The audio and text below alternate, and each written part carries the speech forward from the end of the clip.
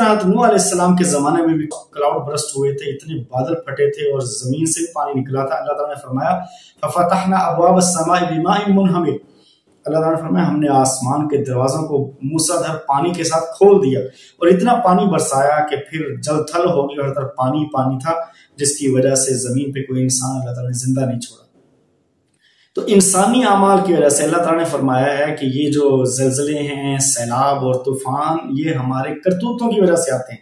قرآن پاک میں اللہ تعالیٰ نے 1400 سال پہلے فرمایا فَكُلًّا أَخَذْنَا بِذَنبِهِ، ہم نے ہر ایک کو ان کے گناہوں کی وجہ سے پکڑا۔ قوم عاد، قوم سمود، نمرود، فرعون، شداد، حامان، یہ سبھی لوگوں کو اللہ تعالیٰ نے پکڑا تھا، ان کی قوموں کو تباہ و برباد کیا تھا، اور آج ان قوموں میں سے کوئی ایک بندہ زندہ نہیں ہے۔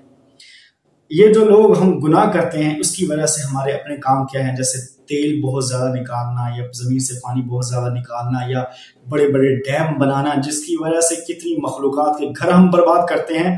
درختوں کو کاٹنا اور ایٹمی تجربات کرنا، یہ جو ہم فساد مچا رہے ہیں اس کی وجہ سے سارا کچھ ہوتا ہے۔ پہلے لوگ کہتے تھے کہ یہ صرف کہانیاں ہیں، خاص طور پہ یہ جو ملحدین ہیں یہ کہتے ہیں کہ کچھ نہیں ہوتا ہمارے انسانوں کے گناہوں کی وجہ سے، کہ جہاں پہ زلزلے طوفان آتے کیا وہ گنہگار ہیں، باقی سارے کیا دودھ کے دھلے ہیں فرشتے؟ ایسا نہیں ہوتا ہے۔ اللہ تعالیٰ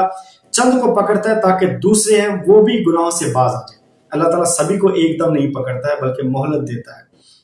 تو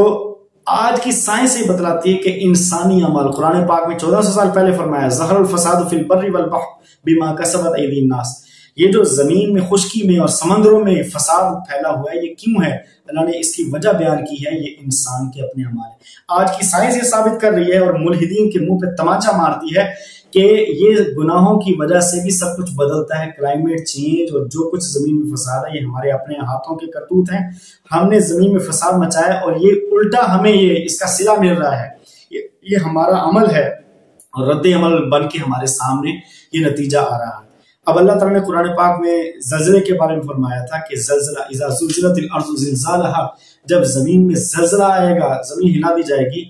یوم ترجف الراجفہ، جب کانپنے والی کانپے گی، یعنی زمین کانپے گی، تتبعها الرادفہ، جب پہلی کمپن ختم ہوگی اس کے بعد تتبعها، اس کی اتباع کرے، اس کے پیچھے آئے گی، آفٹر شاکس آئیں گے، تتبعها الرادفہ، پھر دوبارہ جب آئیں گے زلزلہ، ایک تو پہلے زلزلے میں تباہی ہوگی، پھر جب وہ دوبارہ آتے ہیں تو زیادہ تباہی مچاتے ہیں۔